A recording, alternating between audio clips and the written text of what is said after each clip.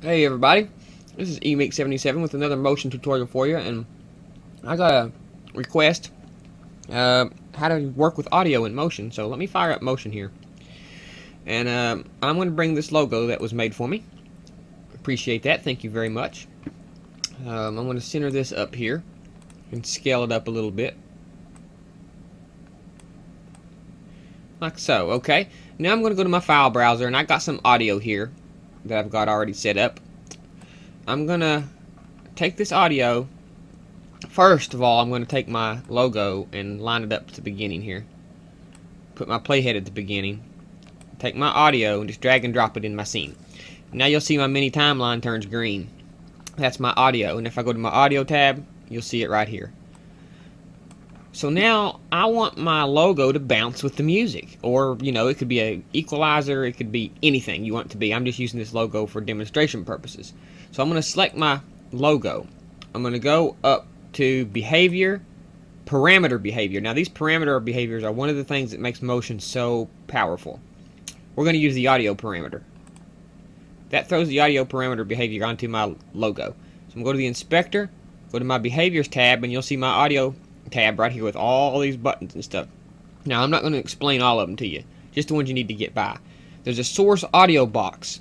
What I'm going to do is I'm going to go to my audio tab, and I'm going to drag that source audio into that box. You'll see a little arrow comes up to show you that it's going to go in, and when it does this, this little audio graph will show up. If you play it, you'll see that the little audio things bounce. Let me turn my volume up here. Okay, now let's see here, what else is there to do? I'm going to go down here to apply to. I'm going to go. Now there'll be a properties. Then you can apply this behavior to anything you want, from transform to blending to drop shadows to crops to four corners. I'm going to go to transform. I can pick rotation, scale, shear, anchor point. I'm going to pick scale and all. As you can see, I can scale any particular aspect I want. I'll pick all, like that right there. Now, what this is going to do is it's going to tell motion to bounce my scale parameter to these audio graph frequencies that I have selected out. So I'm going to bring this audio selections together here like this and just kind of zero in on a specific frequency so I can demonstrate this. This is the frequency you want it to bounce on. So whenever the frequency gets within this range is when it's going to be reacting. Okay, so now when I hit play,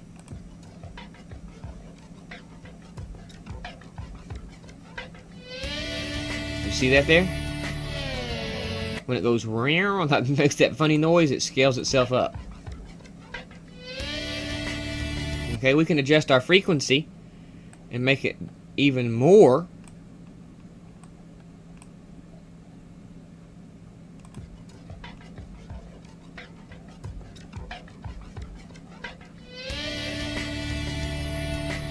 So let's fix our frequency to where it just scrolls up when the music chimes in there real heavy.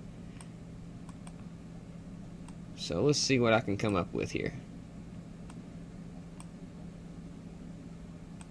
Just adjust these around till you get kind of what you're looking for. Let's see if this does anything.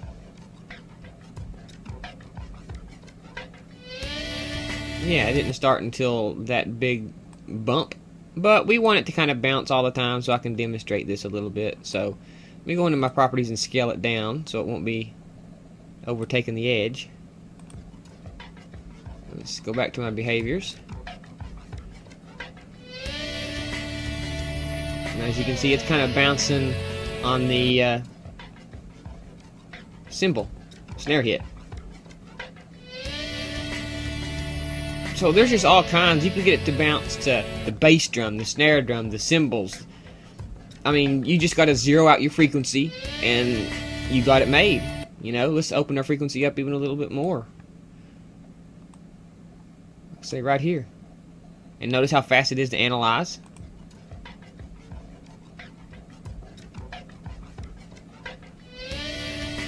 Yeah, that's a pretty good demonstration of how things work. Now this here, the scale parameters, how much it's going to scale, and you can have the peaks sharp or smooth, however you want to do it. This the ceiling, the floor. These are just sliders to help you adjust this, but instead of doing it manually here. So that's how you get your audio to bounce to your music. It's that simple. So if you need to, go back and check it out. You just got to apply behavior and click a couple drop-down menus, set your audio frequency, and you're good to go. Hope you've learned something. We'll see you guys next time.